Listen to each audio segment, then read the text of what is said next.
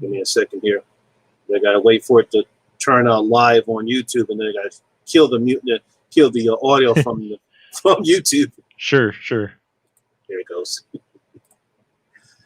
Hey, horror fans! Once again, it is me, the Horror Mizamani G. Yes, it's time to do another live stream with my good friend Mark, the Movie Man. Say hi, Mark. Hello. So glad to be back. Glad you had me on. Appreciate it. Yeah, good.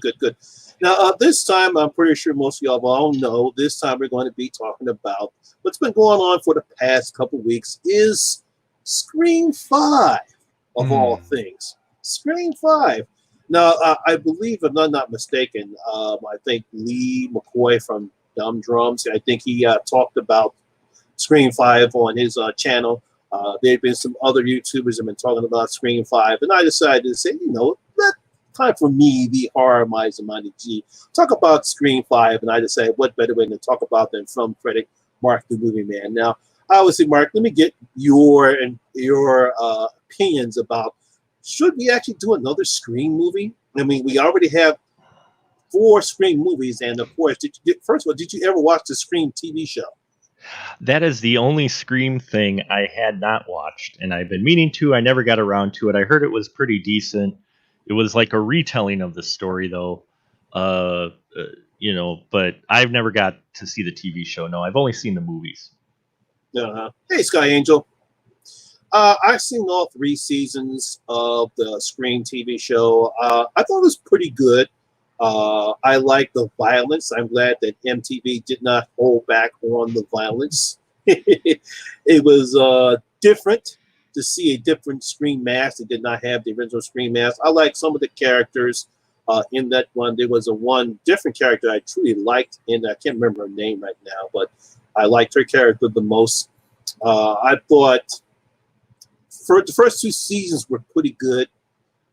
They basically what they did was they rehashed the same characters for the first 2 seasons, but eventually, I think, which we'll talk about with the Screen characters on the movies, they finally decided we can't do anything more with these characters on the TV show because how much more can we put them through? Right. So they came up with a new cast of characters for season 3, and they actually brought back Ghostface, the original Ghostface mask, and the voice of the Ghostface killer for the 3rd season. And I thought it was pretty good. I just didn't like. There's a reveal which I won't put on here for spoiler reasons, just because I'm pretty sure people who've seen the 3rd season Scream know what I'm talking about. I guessed it the minute that they revealed the secret, and I thought that was kind of weak. They should have waited until at least either episode, I think it was 10 episodes, either by episode 9 or at least episode 10, then you revealed the twist. Would have made everything much better than instead of revealing the information about one of the characters right in the beginning. I said, oh no, I already know what's happening. So that's what ruined that season for me, was making the twist so predictable. Little too much foreshadowing if you watch enough horror. Yeah. We were talking about foreshadowing on one of my shows before we started recording. One time we were talking about it, and how some films, they just telegraph it. Like I think it was in Sudden Impact where there's a carousel with a unicorn and a horn, and it gets featured in like 2 shots briefly, but you're just like, oh, someone's fallen on that horn. Someone's gonna or you see something else, like some sharp object or some statue that has, looks like it could be lethal. You're like, you're going to see that again. That's going to come into play somewhere. Yeah. So basically, what's been going on is that I think it's the producers of Ready or Not. They want to do Scream 5, and there were talks. I think Nev Campbell was on some type of a YouTube or interview show, and they talked about. They asked her about Scream 5, and she said at first that she wasn't going to do it out of respect for Wes Craven. Right. But now recently, obviously more news has come out, and that not only is she not in talks to be in Scream 5, but David Arquette is actually officially signed to be in Scream 5. Well, he's No, not doing anything else since his wrestling career came to an abrupt end when WCW failed. So I mean, he could only be heavyweight champion of the world for so long. So you know, because it was funny because I was talking to my wife Kelly, and she asked me, "What are you and Mark going to talk about?" I said, "It's about Scream 5." And I said, "We're going to talk about what they're going to do." And she actually had an interesting point about with Sydney, Dewey, and Gail.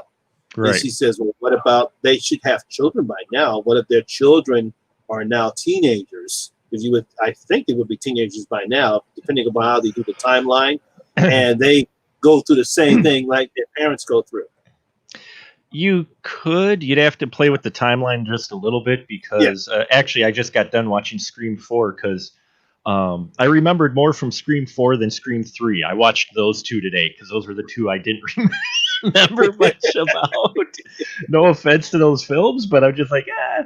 But since Scream 4 came out in 2011 and it was supposed to be 10 years after the last Scream 3, which was in 2000, you're Mhm. looking at only 10 years and no mention of a kid by Sydney. So you would have to probably play with the timeline a little, but that's been done before. So Mhm. you could do kids, but I don't think they're going to go that route No, with Scream 5. I can't see them going the kid route. I don't think that would work as far as if you're trying to get people to come see the Scream 5 movie. You really can't. I mean, what? Why would you want to go see their kids version? Most of the people that love Scream love the three characters. They love Sydney. They love Gail. They love Dewey. So when they Right. come, they're going to come see them. They're going to come But see them. but the thing is, after watching Scream 4, Wes Craven really put on a bookend actually on all those characters. And Mhm. you know, it was actually funny. I appreciated Scream 4 a lot more than 3 because in Scream 4 he was basically picking on himself, which was even more so than the other two. He's like picking on the Scream films with his own Scream film, which that's the way you want to do it. And that story was really well done, I thought. For Scream 4, I thought it was a good bookend for those characters. Mhm. And so doing a Scream 5, it's kind of like the Saw films. The Saw films, we got sequels because they did a story on pretty much every character from the first Saw movie. It's like if the first two Saw movies, if you were a character, you'd probably get featured in a later sequel. you know, I mean, they were doing side characters. You're like, wait, that guy was a cop for like 10 minutes in one film, and now he's like a main player in this Saw film. But, you don't want to see it go that route. Yeah, it is unfortunate with Wes passing that he wouldn't be able to do another one, but I don't think he would have. I think he was done with these characters. I think You because of know, how Scream 4 ended, I said to myself, this is actually a perfect way for these characters to end. I right? mean, you finally, I like the remake aspect of it because that's what Scream does. It satires horror movies or slashers. And that's basically what a good way to finally put an end to these characters because to me, after Scream 3, I felt as though I don't know what else can you do with these characters. You can see that it was becoming stale. I don't know it's because Kevin Williamson did write. Did he write Scream 3? I don't think he wrote Scream 3. I'm not sure if he did or not. I did notice watching Scream 3 though, that one had so much comedy in it. I mean, it Mm-hmm. had star cameos. Jay and Silent Bob made a cameo, and I forgot Carrie Fisher was in it. It was like, becoming kind of that it thing, and it was becoming the thing it was making fun of. So the writer of that was Kevin Williams. Well, he did the characters. It was Aaron Kruger who did it, who wrote the screenplay for the Ring movie, and Reindeer Games, and he did. That explains it. 3 Transformers films. Oh boy.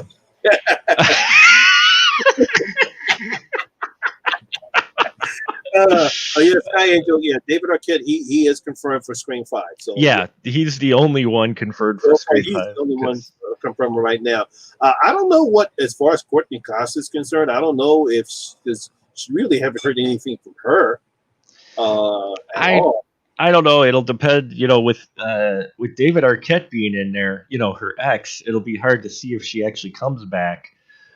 They could play off on that angle since they were both married during Scream 4.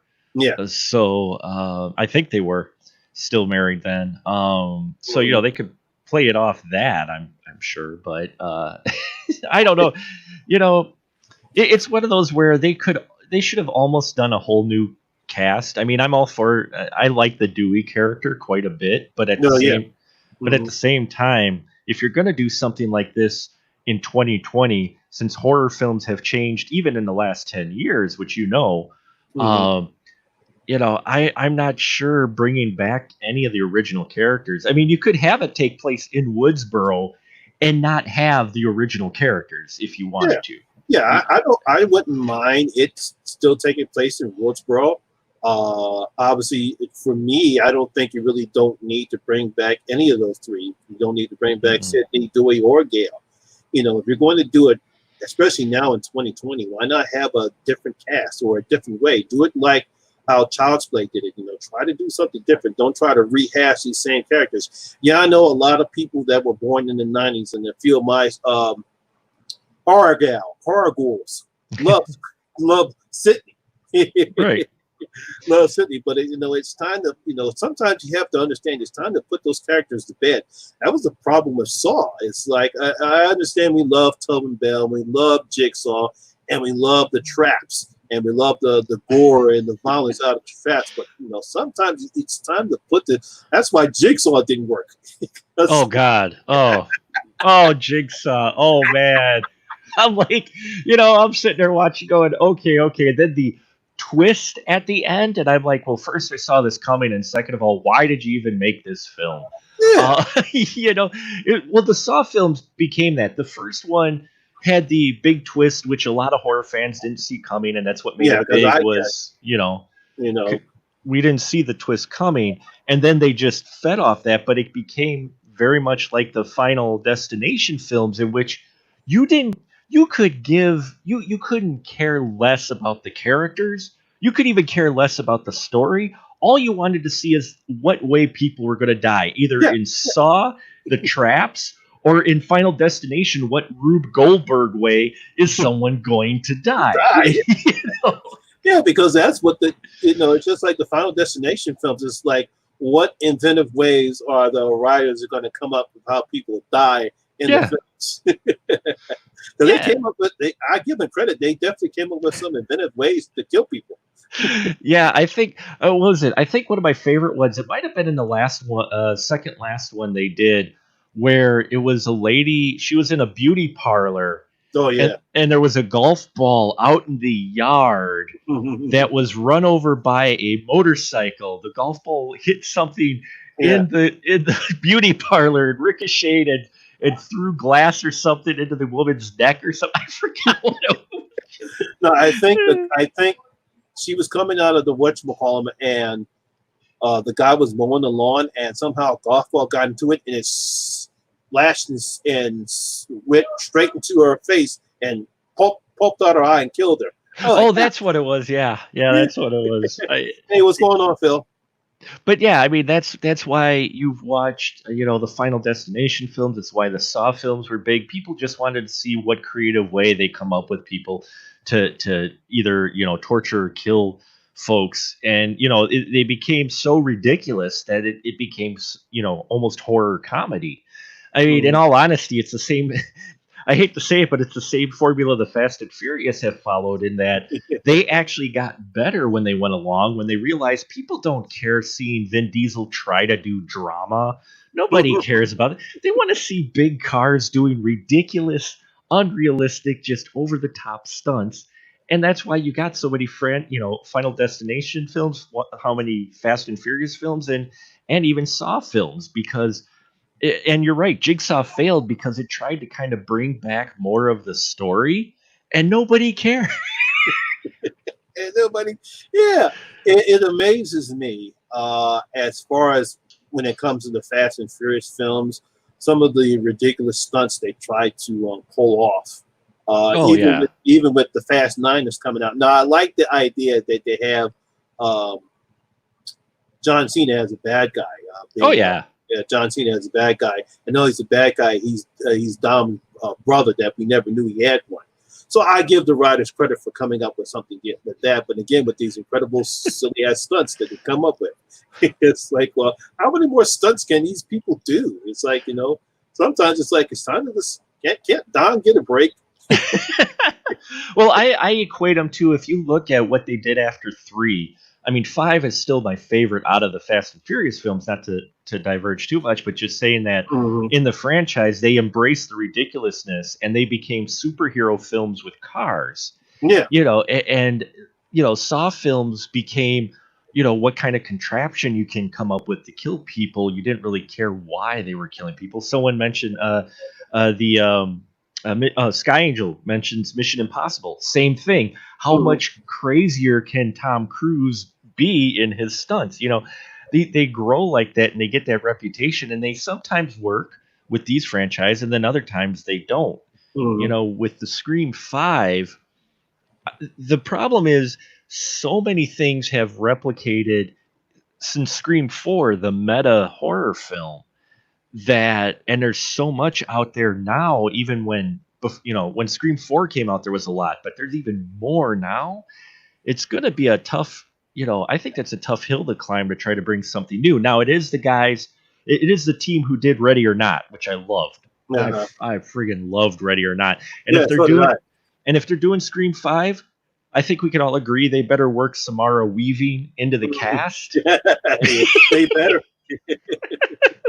Because she's become my favorite, I guess you could call Scream Queen. She's been in other things, but her horror films are really what she's becoming known for.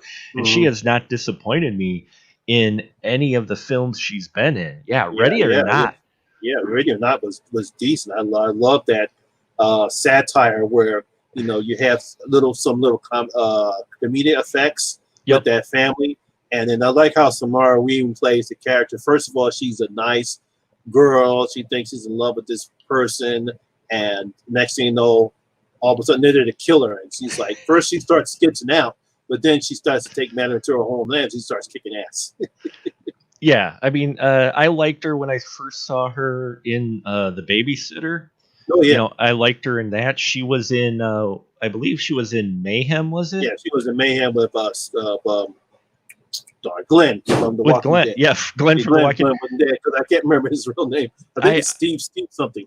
Yeah, I liked actually Mayhem a lot better than I enjoyed the Belkin Experiment. Yeah, I actually like both movies. I thought the Belkin Experiment was a little bit better though. Oh yeah, I did. I enjoyed both, but for me, Mayhem was a little bit better.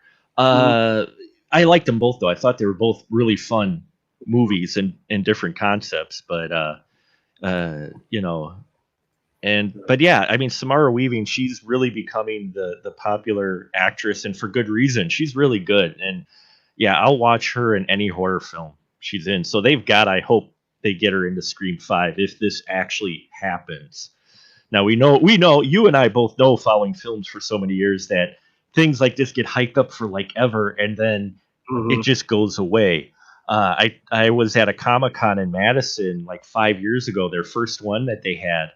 And they had the creator of The Crow there, who was also in charge of the first Crow movie. And so he talked about his friendship with Brandon Lee and that, and how he had full creative control.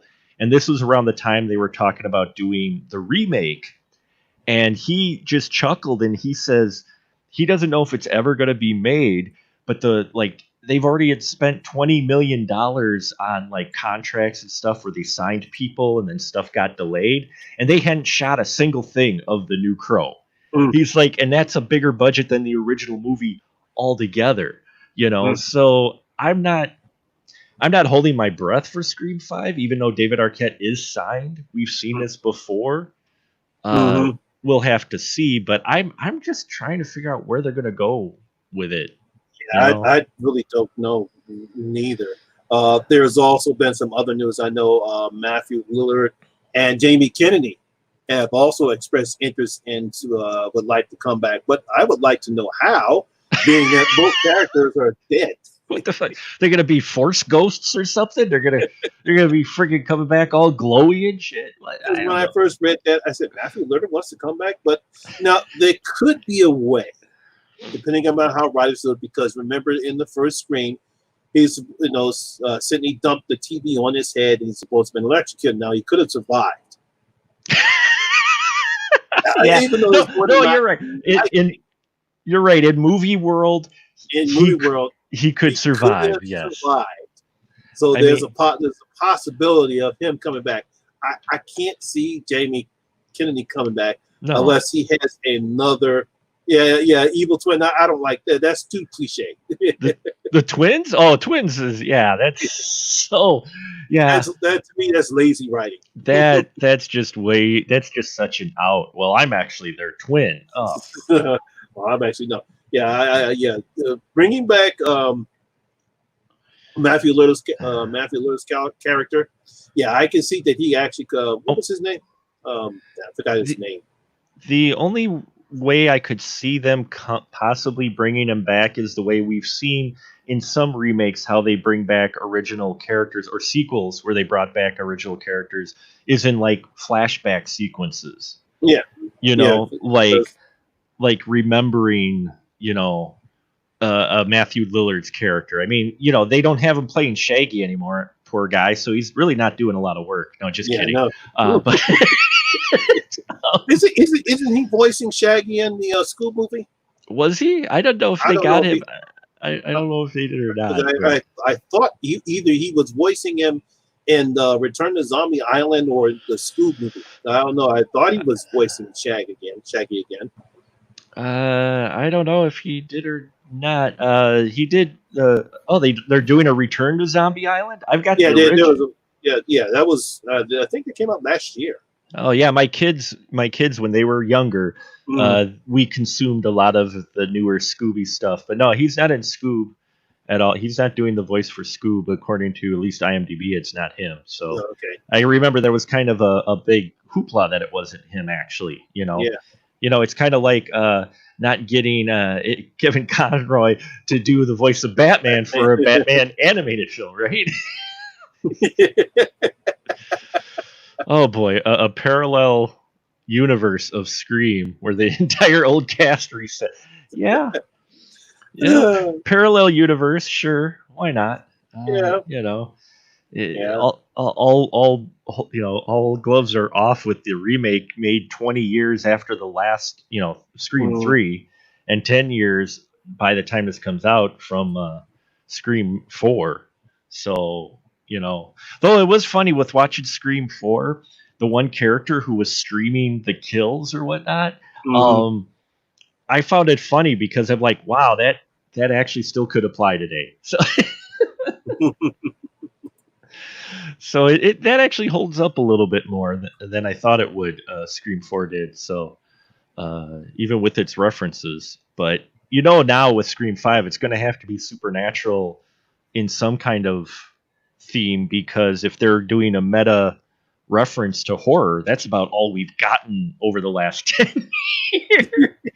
Yeah, but Scream more likely stays put with the satire for slashers. Yeah, and horror. That's it really true. hasn't really done anything outside of the slasher subgenre when it comes to horror. And I don't know what more can they. That's the problem I have with Scream 5 and bringing back those three characters, Sidney, Gale, and Dewey. Is like, what more can we do to these characters that already have been done? We already have the original, but we satired slashers. Then we had the sequel that satired sequel slashers, and then we had the third one that satired trilogies, and then we had the fourth one that satired remakes. Right. Because one of the best scenes that I like was Hayden Panettiere, where she was talking to the Ghostface killer, and she ran off for about a good minute and a half or 2 minutes, a whole bunch of horror remakes. Yep. And I love that scene.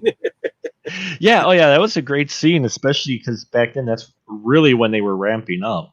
And the thing is, the slasher, I know we've got indie films that do it, but for the most part, the traditional tried and dyed in the wool slasher film has kind of died off over the last 10 years. Mhm. So, I mean, unless they're going to play the angle of them trying to bring them back, which I could see, trying to bring slashers back, I'm not sure how that's going to work. I mean, they actually have a bit of a summary on IMDb of what it's going to be, but it's pretty generic for obvious reasons. Mhm. So, about a girl going back to her hometown to investigate a series of brutal murders. I'm like, are they making it a crime procedural? What? So they're gonna hear the dun dun from Law and Order. That'd be awesome. Give me just one of those. I'd watch it just for that. I know. No, I did not watch the Scream Queens. The Scream Queens. That was on. I think it was on Fox a couple of years ago. They had Jamie Lee Curtis. And, well, it had all of them. It had so many of the original Scream Queens and I know. I think Emma Roberts was on that. Was on that as well. Before she got to American Horror Story. And no, I did not watch. I think I only watched a couple episodes of that. No, I did not watch that one. Yeah, I haven't watched it yet just because I am a big Jamie Lee Curtis fan. I just haven't gotten around to it yet. But I knew it was kind of a satire, kind of a play up on the tropes of the Scream Queens of the movies that the ladies used to star in. So I want to watch it. I'll probably binge it at some point. So. But yeah, I mean, David Arquette, though, I mean, he's been in some things, but I haven't seen him in anything. A lot of direct to video stuff in that, and again, that wrestling career kind of died. So, it amazes me about I don't know how desperate Eric Bischoff and the guys were at WCW. I mean, to put your main title on a non-wrestler, it really truly didn't make any sense whatsoever. When I first heard that, and at the time, I'm still a huge wrestler, but at the time I was really a huge WWF fan. WCW, real WWF fan, and I was really into the Monday Night Wars. And I heard that, I said, "That's the best they can do. Put their main title on a non-wrestler. I mean, come on." He held it for like a week. I mean, come on. Yeah, I knew he was going to hold it for long. No, but that was one of the low points in wrestling history. Trust me, WWF, even during its golden age, wrestling promotions have this history of getting too big for their britches back in the day and just commercializing the hell out of them to the point of ridiculousness. And WWF did it, and then when they came out with No Holds Barred, and then Zeus. Tiny Tin. He was fighting for a while, wrestling in WWF. And so here, that was like, this guy's an actor. Yeah. Oh man, and it was amazing because during the match, people might have noticed Randy Savage is whispering to his. He's probably telling him the moves he has to do in order to make sure he gets it right. Good old Tiny Lister. That's who it was. Tiny Lister. Yeah, I like Tiny Lister personally. I always love when he shows up in a film. But yeah, when he was wrestling, it was like, oh man. And then David Arquette getting the heavyweight champ. That was like low points in wrestling. So I'm interested to see what they do with it. I'm not as excited as many, just because I think some franchises just need to go away, just end. As much as they want to try to milk it, especially nowadays, some of these movies, I was surprised with Halloween with Jamie Lee Curtis that they, their approach of what they did with it, I thought was a ballsy move to actually make it an actual time frame of years of just how long since the original, so I thought that was interesting. And it's always interesting to explore what happens to the final girl after the film, What are they like after they go through those horrific events? So that's why I liked Halloween, and that's why I liked the Scream sequels, is it kind of showed what happened there. I just don't know what they're going to do with this. Because really I was very afraid about Halloween 2018 until I actually saw it, and I actually saw the work that Danny McBride and his writing partner did. and I appreciate what they did. And they really took a chance. They really took a chance. There's a lot of fans like Halloween. Actually the original Halloween 2. They thought it was a good follow up. To me, Halloween 2 was more of a slasher, real more of a slasher than the original Halloween was. It was simply they were just cashed in on the slasher craze that picked up. So about 2 or 3 years after the original Halloween came out, they realized that, hey, look, we had Friday the 13th, we had My Bloody Valentine, we had Prom Night, and the next here comes Halloween 2. Which takes place that same night, only later. But everybody looks a little older. Pay no attention to. Pay no attention to how old we look. Yeah. So that's why I actually like Halloween 2018 better than Halloween 2, because I thought they really did a good job. They didn't try to rehash anything. They just put their own spin on it. And I think I like the fact, because one of the things I didn't like about Halloween 2, because at the time it seemed like there was a lot of cliches. Well, oh no, it's this revenge plot. It's his sister, it's his mother, it's his brother. And so we find out that Laurie Strode was his sister. And they say, oh man, this took all the greatness and the reason why Michael Myers was such a great character, because he simply just was evil. Yeah, and that's that. Yeah, he was. That's what always made it good was, what exactly is his true motivation? I mean, they give some of it, but John Carpenter always left it just a little ambiguous of why he was focused on Strode so much. And for 2 to come out going, oh, we got to give it a reason. And you're just like, no reason. Ooh, The Faculty. Now, The Faculty was a lot of fun. Yeah, I called it a Scream version of Invasion of Body Snatchers. Oh yeah. No, it definitely that's is what it was. Mm-hmm. And there's nothing wrong with that. Again, horror has been reinventing and rehashing storylines for years. But as long as you do it in an interesting way, I don't mind seeing the same story again if you give different actors, or different characters, or you put a spin on it. You know what? Actually, Jason Goes to Hell. I love the opening to Jason Goes to Hell because Jason Goes to Hell, it plays off the beginning of the trope of they're in the cabin and it's the single girl, the one girl by herself, and then Jason shows up, but suddenly she knows she's actually a trained soldier, beats the crap out of him, goes running. And then all of a sudden, there's all these soldiers around that just obliterate him. I love when movies play off of tropes but give it a little spin. I don't mind the story maybe being similar to other horror films as long as they add just a little bit of a different approach to it. And that's what I'm hoping with Scream 5 is. I'm like, okay, if you're gonna do this, try to do it differently. Yeah. Sky Angel said it would be the different Scream if they add a little hacking or internet trolling, like a tech savvy murderer. Now, I wouldn't mind that. No, I wouldn't mind that at all. Actually, I'm glad Sky Angel just sparked something. They should have. They can remake a Ghost in the Machine now. That I think would be even more relevant.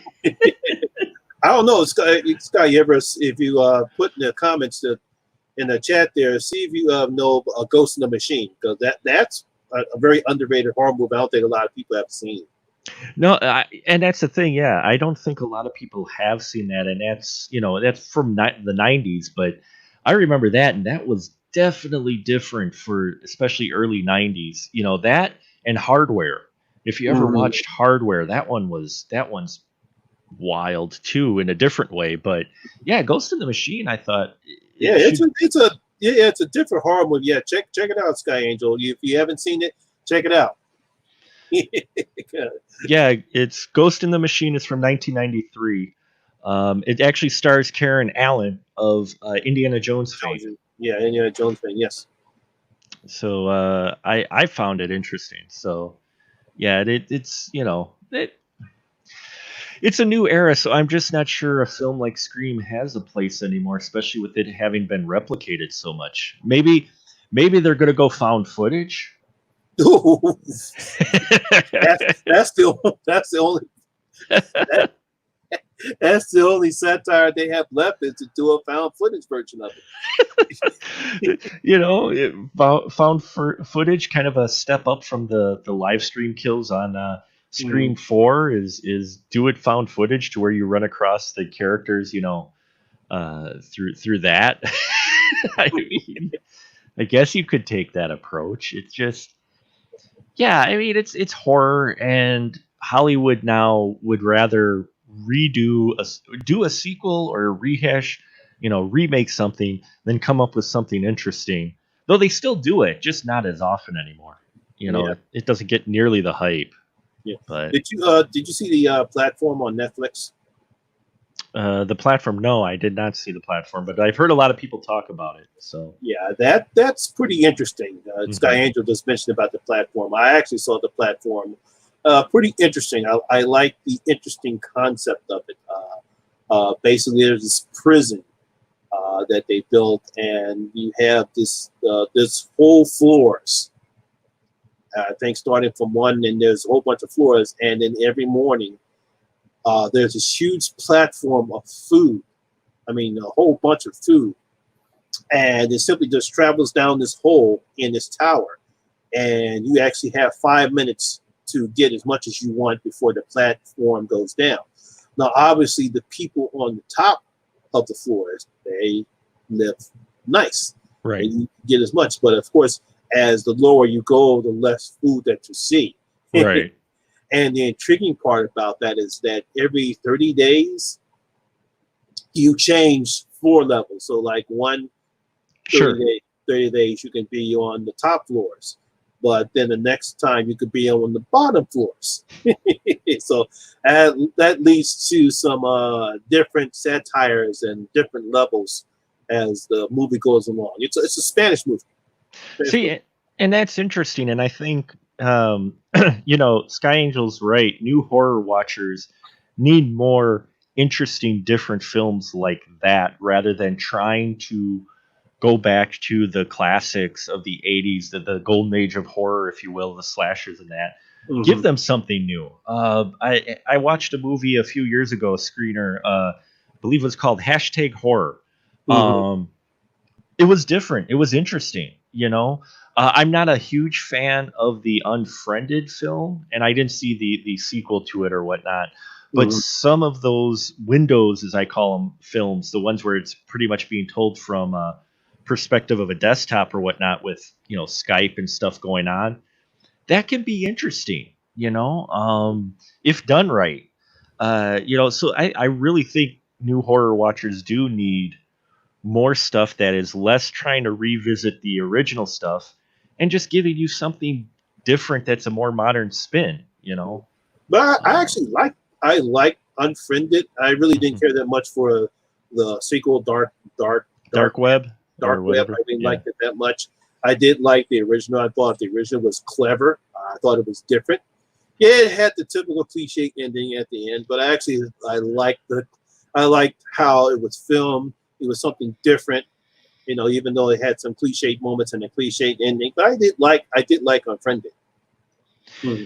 Yeah, I mean, I thought it was okay. There was I went to see with my friend. Not my friend. I went to see with my son. Excuse me. I went to see with my son the Death app Hmm. one. The And that countdown.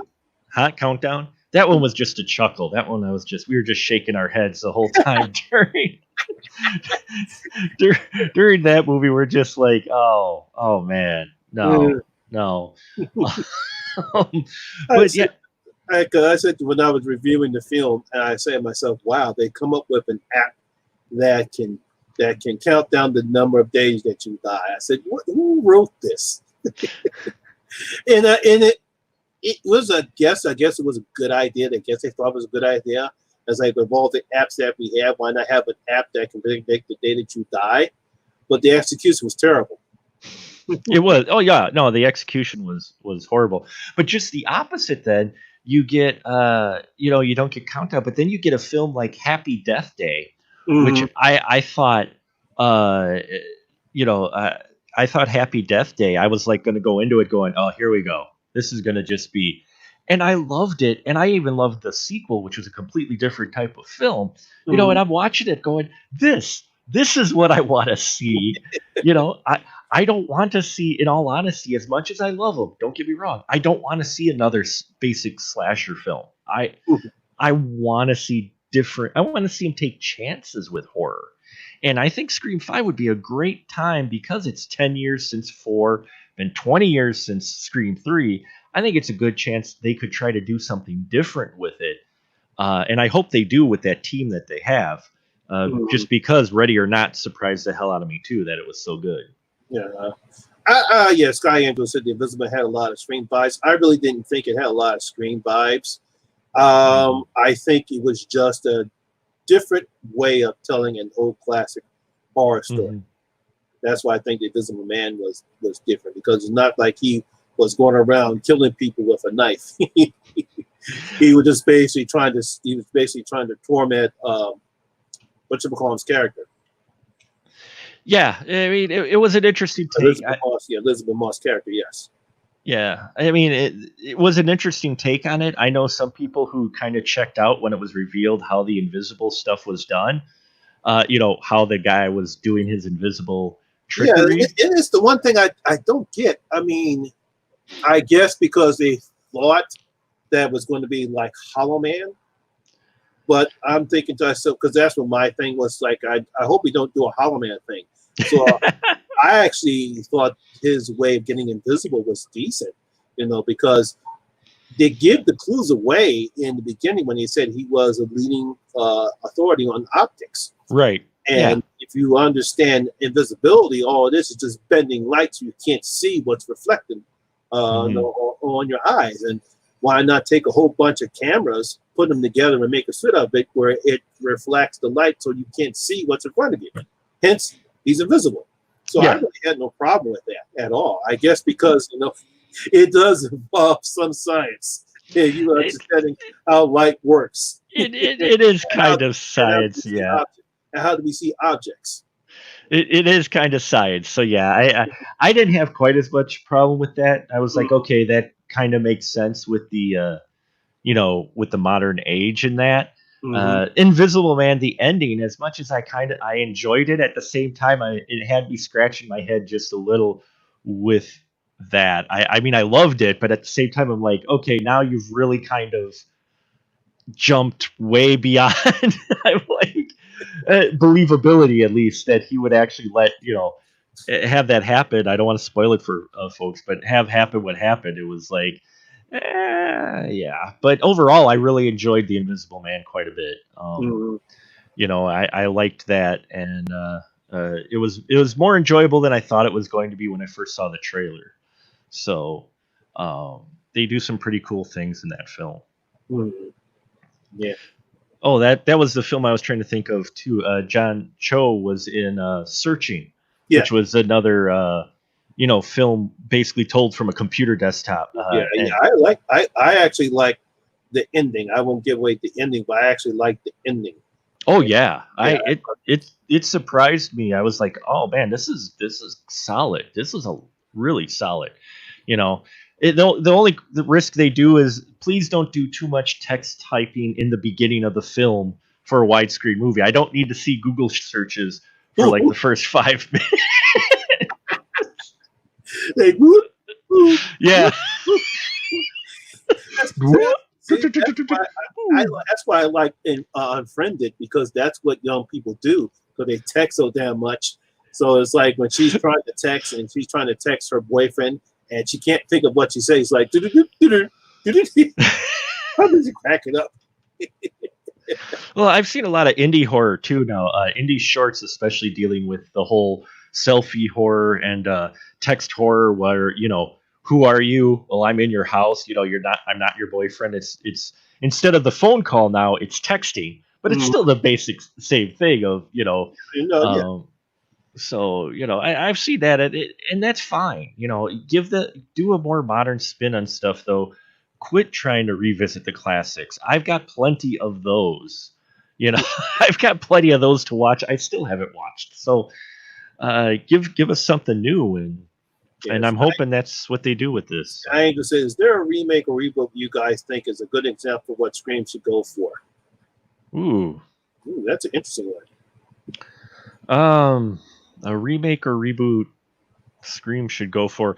I mentioned it before. I wouldn't mind seeing an approach kind of like the Crazies, where Mhm. it's in the same town, but maybe the story told from a different perspective of people, to where they cross paths with like the original three, but they're not the actual story, but enough to place you in Woodsboro. Uh, maybe give me a story like that. Yeah, Uh, I wouldn't mind seeing it where you just have Gail, Dewey, and Sydney. They're there because they live in World, but they're not part of the main story. yep. And they have similar things, but it's all new characters. Just Hmm. like how the Child's Play movie did it. As Right. the original. They could do that, make it a more modernized version of the story. You don't have to always be the same thing that we've seen plenty of times before. It just I don't know if Sky Angel, have you seen the was it 75? The original Crazies came out. Yeah. Yeah, 75 or 7, I think. the original Crazies and the remake that came out, I think, in 2000 something. I can't remember the year. Yeah, that one, if you watch it, I actually in some ways enjoy the 2010 Crazies better than the remake. Mm, Even though the original is a cult classic, and it is good. But mm, the Crazies is pretty much a same environment, it's just told from a different perspective of okay. characters. Mm, And I think Woodsboro, Scream 5 could go that angle of it's still set in Woodsboro. You still have the ghost face stories. You still have where you run across your three original characters, but told from perspective of a completely new group of people. Yeah, I mean, kind of like it's going to be a bad analogy, but kind of like Star Wars Rogue One, where it was in the same universe, but mhm. and we saw some of the same things, but it's new characters and it's completely separate from the actual Skywalker's saga story. It doesn't directly involve until the very end. Till the very end. Yeah, I wouldn't People, mind seeing a story like that. hmm You yeah, know, so because I because actually heard somebody say they should do a prequel where we actually see um, who's the character from three, the killer in three. I can't remember his name. oh yeah, the director who was the son. The you talk about the surprise reveal at the end with the Yeah, ghost yeah, who was the killer. the guy, the killer on three. I can't remember his name. His Yeah, name.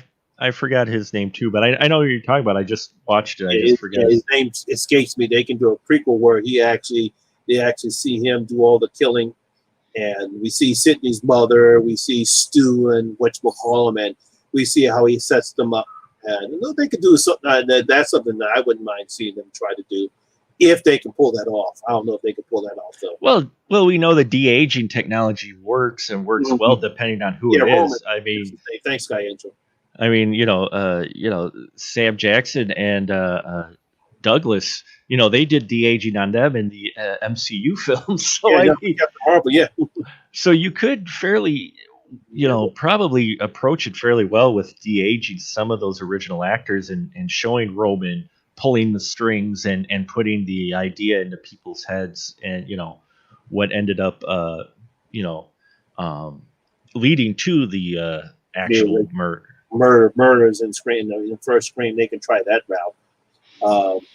Because I know some other people there's like a couple of my friends on Facebook. They had these polls as far as what would you do with Sydney, Gale, and Dewey, and some people said Mhm. just kill them off. I don't know if you want to kill them off.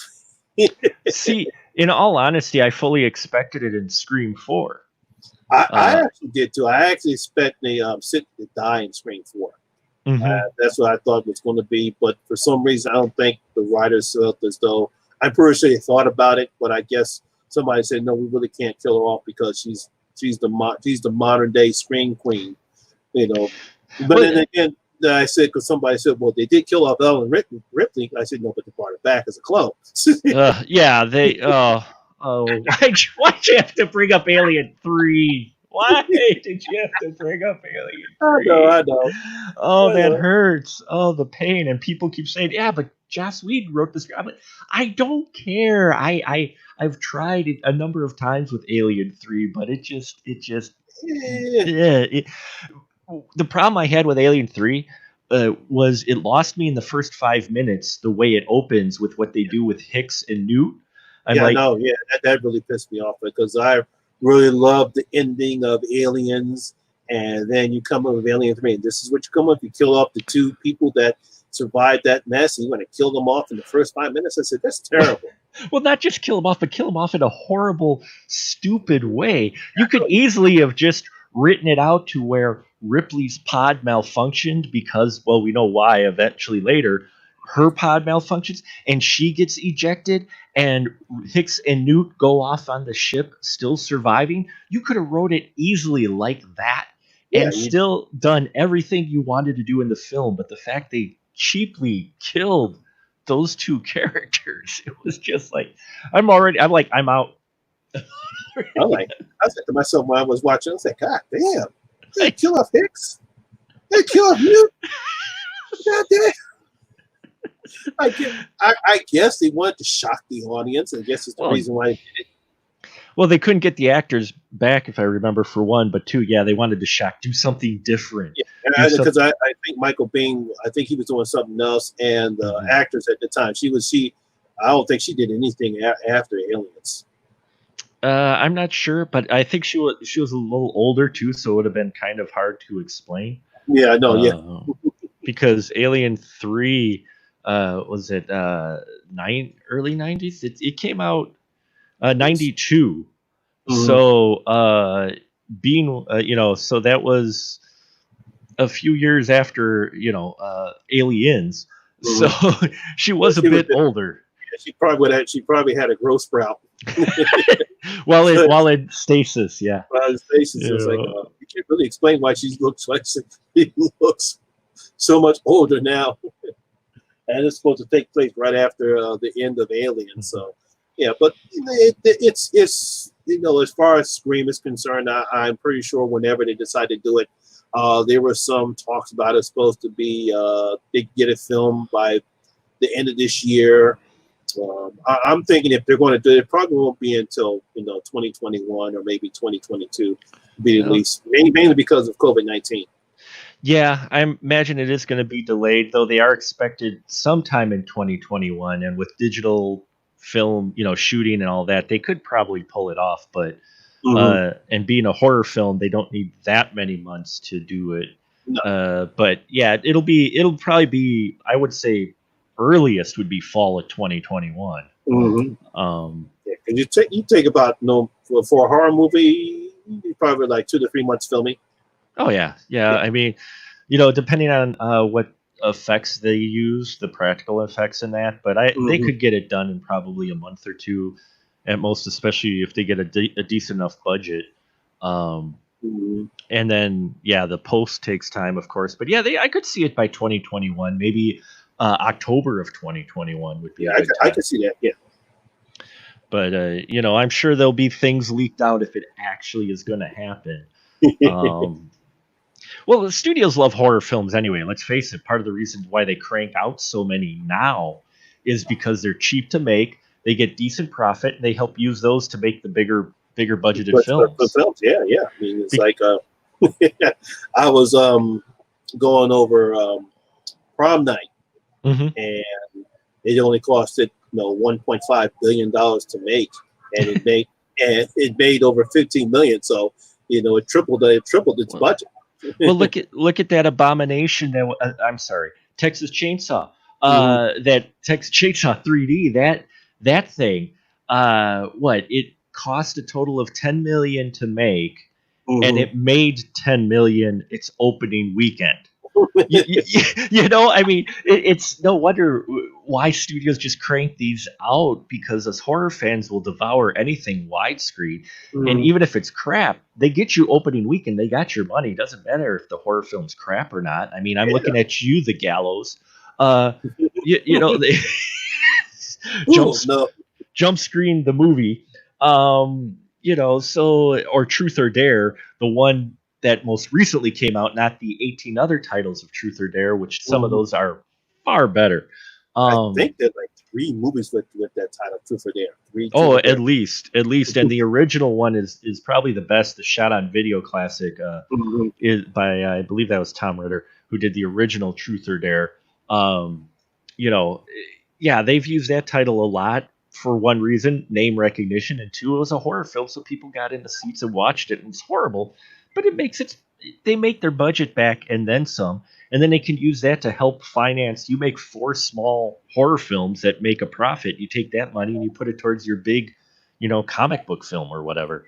You Mhm. know, I mean, Bloomhouse will do just about anything. Mad props to them because they do some good stuff, and then they do some rough stuff, but he's producing movies, so they're making movies. And So for their every time they have a good one like Invisible Man, then they come up with a crappy one like Fantasy Island or Black Christmas 2018, 2019.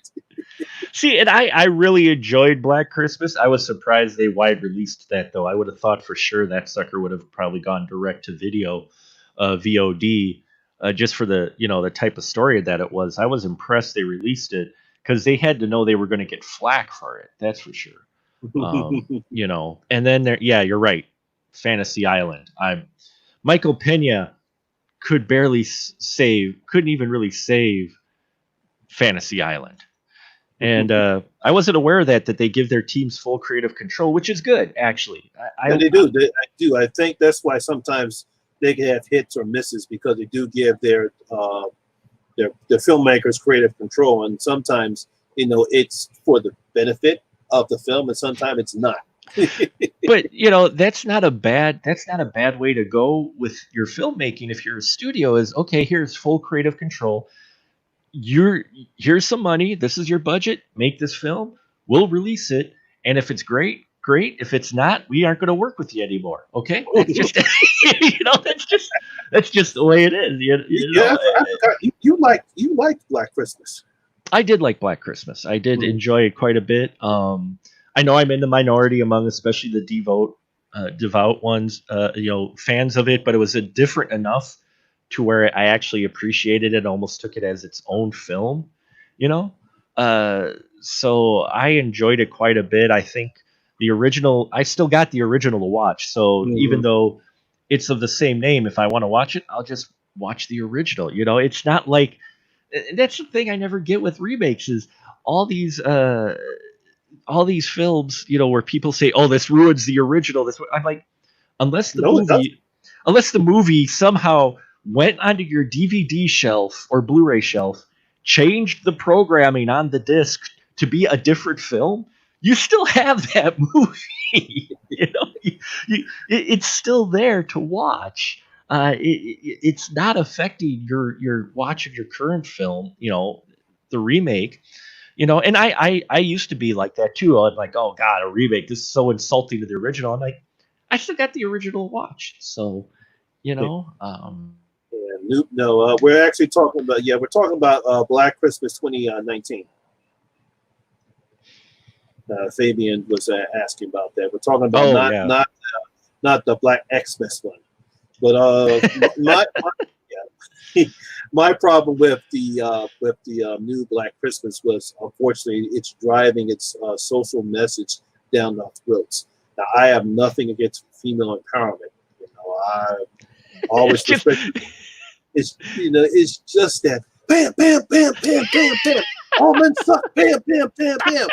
well, Women's not wrong. all not, Bam, bam, bam. not all men. There were a couple non-toxic men in there, but you know It- and I guess for me that's kind of the charm for it. uh, Was the fact uh it was the charm of it was the fact of, and that's why I say I was impressed that they did a wide release of it, because it was so upfront about what type of film it was that Mhm. I gave a mad respect for releasing it, because I wouldn't have thought a film like that they would have released it to wide release theaters, because of it being so in your direct with its message. Something like that, I would have figured the studios would have felt more comfortable with putting on direct to video and disc. So but for me, I dug that film quite a bit. Mhm. But I totally get it why it turned some people off to it. But it's No, just we get films like that though, and I like horror films like that where you're sitting there going, I'm actually watching this on the big screen. This is awesome. and of course, I hated the fact that it took one of the most famous jump scares from from Oh, the original, yeah. Hmm. the Exorcist 3. Oh, You yeah, know, yeah. Okay. took that or they took that jump scare and it's like, why are you going to do that? It's like, come on, guys, come on with your Ah, own jump scare. horror You know, horror films borrow from each other a lot. I mean, it's just because, and it really dawned on me. It's because these filmmakers were influenced by those horror films, so they want to make I don't their mind own version of it. taking influences from other horror Hmm. pictures. It's just like with the Wretched. You have some of the people who made that one who did Midnight Good Night Mommy. Right. No, I'm confused that with another one. The Lodge that was Midnight Mommy. Hmm. Whoever did the Wretched, obviously, where they were influenced by Hitchcock because you got some scenes from Rear Window and Oh yeah. Vertigo, and you had some homages to The Thing, and Hmm. that's okay with me. If you want to do that, that's fine. Disturbia did the same thing, taking homage to Rear Window. Oh yeah, Disturbia was completely a horror thriller version of Rear Window. I mean, if you miss that, you're not paying attention, because it is pretty much You know, retelling of that. to actually take a decent scene from a horror movie and play it and then use your. Oh no. No, I get you. I totally get you. And you know, Fabian is right. Is that unfortunately, if you do come up with something new, original, or different, fans have proven that they are reluctant to go pay their money in a theater to see something that's not familiar. Um, and that's sad, because I'll bring it up, and I'm sure many people have hated it, and I totally get it. I love a lot of films people hate. I loved Annihilation. I loved Annihilation with Natalie Portman. But I actually liked it too. I actually like Annihilation. I loved it because it was different. There were people that crapped on that film and that, and I'm like, I think "Ye- again you have to understand science fiction. well, yeah, it is a heavy sci-fi horror film. It's very heavy sci-fi, Hmm. and unfortunately, if you're dealing with a heavy sci-fi, it's going to lose the attention of the audience. You don't want, the main thing is like people like things simple. When you look at the thing, Yeah, that's simple. the Yeah, thing you is, really yeah. don't have to think about it. But when you're going with Hmm. Annihilation, and even though the plot is a little bit simple, but you're dealing with heavy sci-fi, and unfortunately, then you got people to think, and people don't want. They want to be entertained. They don't want to think. Not everybody does. No, I like a movie that thinks. And not saying that everyone is highly intelligent, but and it's just like with the because a lot of people hated, just like people hated the invisibility concept in Invisible Man. It's the same thing Hmm. with the Annihilation. It was especially towards the end of the third act, you Yeah, really get into the sci-fi area part, and some I people like, love it. and people are like, what the fuck is happening? And I love that, but I love weird films anyway, so I just Mhm. dug that when that happened. And let's all face it, I don't care if you even don't like Annihilation, it still came up with one of the most creepy on-screen horror animals to Oh ever yeah, grace the yeah. screen. And like that bear, Yeah, if nothing else, you gotta respect that bear, man, because that. I love the concept of the bear. The bear was decent. Oh yeah, and Sky Angel she said Ari Aster's movies and movies like Us and Get Out are the future of horror, and I agree. That's the new horror that you want to see. Yeah, Um, but here's the Ari Aster, and I understand that You either like his movies or you don't. Yep, there's no middle ground with his films. You're either just like you're Yeah, either so like far, all the movies he's made, I enjoyed, and I know all the people who didn't like Hereditary, who didn't like mhm. Midsummer, they either loved it or they hated it. Yeah, there's no middle ground with that, or the Vitch too. Because I I like it, you but know I can get because a lot of people were complaining because they were talking true English. yes, it was a little yeah. And you have to understand that's how they talked back in that day. And I get the reason why he went with that because he was going for realism. And I think that's one of the reasons why I like that one because when you're going back into that time period, that's how English people talk at that time period. They talk that way. They came from England. That's how they talked. So I was going to come to talk the same way. So I'm glad that he kept that style of language. And I'm pretty sure a lot of people didn't like it because they didn't understand what the hell's going on. Why are they talking so weird? That film's amazing. They're like I don't think any real like jump scares at all in it. It only is gory in the very beginning. Yet Mhm. that film is so creepy throughout and so uneasy. I loved it. I watched that film. I was like, oh, Oh this yeah, is. it's decent. It's the cinematography, the setting, Hmm. the set design, the struggles that the family is having. We come to find out that the father really can't do anything other than chop wood, and the fact that he sold his mother's cup, Oh yeah. sold the wife's cup, and didn't tell her about it. And those two twin girls, they're the best thing out of the whole movie.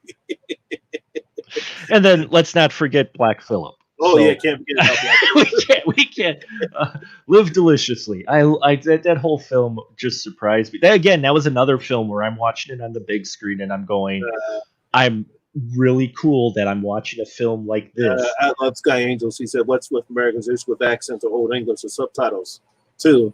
Parasite could be hard.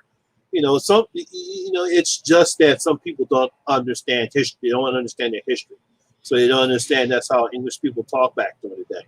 Mhm. Yeah, well, American audiences in general have problems with usually with when your whole film has people with accents in it. General American audience just don't, or subtitles. People just don't want to read it for some reason, Mhm. and you're missing out on some really great, you know, really great horror and such. If you're not going to read subtitles, you're going to miss out on some really great stuff, especially early stuff. You Yeah, know, so yeah, it is sad that films with subtitles that don't get nearly as much attention as they probably should. Did you see Gretel and Hansel? yeah. I saw Gretel and Hansel. I thought it was good, Hmm. but the ending again was lackluster. I It was expect I kind of expected more for what I was getting. they.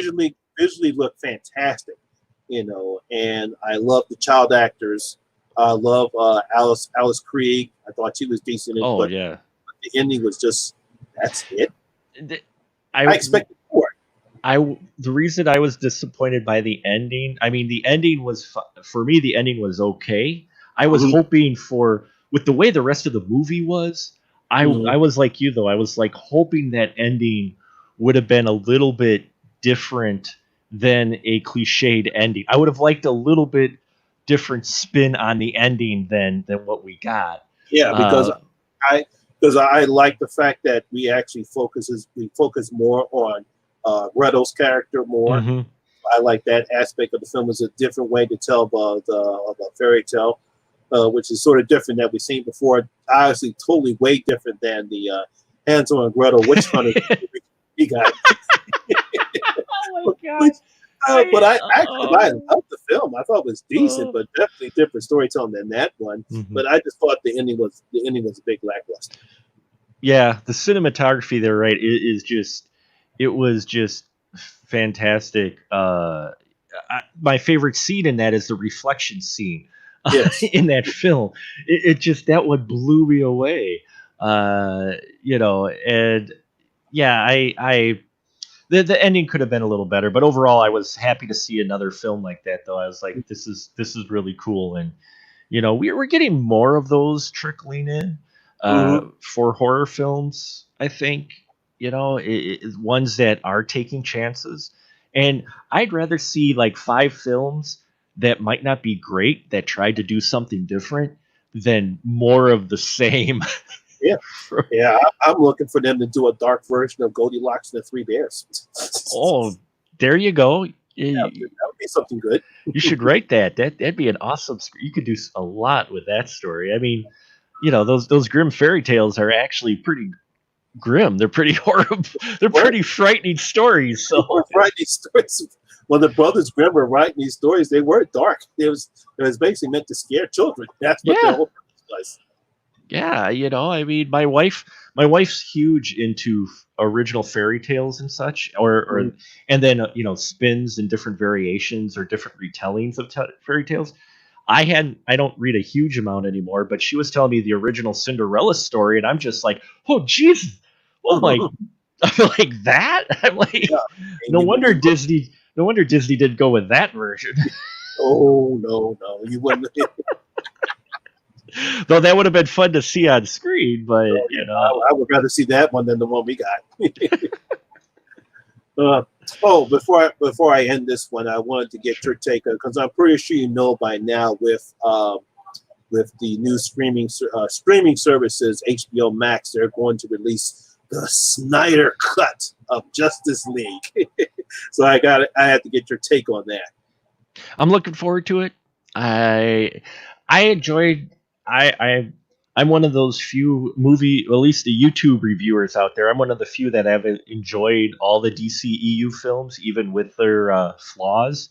And I enjoyed Justice League just fine. Hmm. I could see though where they cut it up, and I did kind of want to see the story that he had intended. So the fact that we are getting it, I am very interested in seeing that take on that story because everything I've seen come out now about it really has my interest peak on where he was going to go with the story. Yeah. Uh, and to see it being made like that is fine because I'm excited. I think it's cool. I think it's interesting that they're actually not only doing that but investing money to make it a complete project rather than just dumping the raw footage out there or whatnot, or the unfinished product. So I think it's an interesting move for HBO Max, and I'm Mm. looking forward to it quite a bit. You know, so yeah, I mean, there's a lot of haters out there that are still going to hate it, and that's Yeah, because I liked the Justice League. I understand the flaws. I mean, yeah, we had a very lackluster villain in in Steppenwolf. Yeah. Steppenwolf. Obviously, the beardless Henry Cavill or the mustache See, CGI. and everybody keeps saying that, and I don't see it. I watched that movie like 3 times, and we watched it at home. My wife finally got to see it. I don't see the mustache, the flaw in it. I don't know why I'm not seeing it, and other people are. But sorry, It, but it's to me, it's not just that. I can live with yeah, the CGI part of us, Henry Cavill. I guess because it's just how the film looks in certain areas on it, and I've seen some of the the raw footage how Zack Snyder wanted, and the changes that Joss Whedon did, and I guess the reason why a lot of people didn't like it, and I really didn't have a problem with the film. I enjoyed the film. I thought it was one of the few good films in the DCEU. Just like I don't know why people have the problem with Man of Steel. I thought Man of Steel was a great retelling of Superman's origins. I mean, come on now. This is not 1950 George Reeves or Christopher Reeves Superman. uh, rewatching it because my wife hadn't seen any of the DCEU films, so we watched all of them, and Mm, some of them I haven't revisited in a while. But yeah, Man of Steel is fine. I mean, people talk about the carnage and all this, and oh my god, I'm like, seriously. I'm like, mm, I'm like, seriously. People are sitting there talking about, X-Men films and how much collateral damage is in them, and nobody's complaining. But here's Superman. Oh, you know, Yeah, good. it's Thanks for joining us, Sky Angel. Get some sleep because she says she's in London. It's 2:14. oh, geez, yeah, get some sleep. Get some sleep. But thanks for joining us, Sky Angel. And this is going to. I think I've rattled your brains enough right now, Mark. Oh, that's fine. Yeah. I'm always down to talk horror films. You know that. Yeah. So, So hopefully we'll get to do. Oh, she's in Amsterdam. Okay. Well, hopefully we'll get to do this. Hopefully I'll try to make this more of a month for the month or every other month thing here. And oh yeah, but did you know anything about this podcast thing that's supposed to be coming up? Do you give any updates on that yet? oh, you mean that I haven't had too much updates. They're still working on it. They're quite busy, but the podcastathon being held by the Wisconsin Podcast Association. It's a fundraiser where they're raising money for families impacted by COVID. Money's gonna go to feeding families, and it's gonna be 12 hours, 2 days, on June 6th and 7th. And the Spoiler Room podcast is going to be part of that podcastathon. We get a half-hour block of time. I don't know the time yet. I haven't got all the details yet. But when there's more, I'll definitely toss them your way, and if you want to share them out, because it's for a good cause. So, but yeah, I haven't got too many details on it yet, but we will be part of it. I'm just waiting for them to give me the time slot. So. Okay, well, just let me know, and I'll let you know if I can be a part of it. You know, I always want to. No, I always love being in the spoiler room. Well, we always love having you there, sir. So definitely. All right, everyone. Want to thank my good friend Mark, the Movie Man, for joining us tonight, and we'll hope to see you guys very soon again. And always remember, I am Lamont Smith, better known as the Horror Miser, my name G, and always remember rules. And I'll see you guys later. Good night, y'all. All right, good. Thanks again.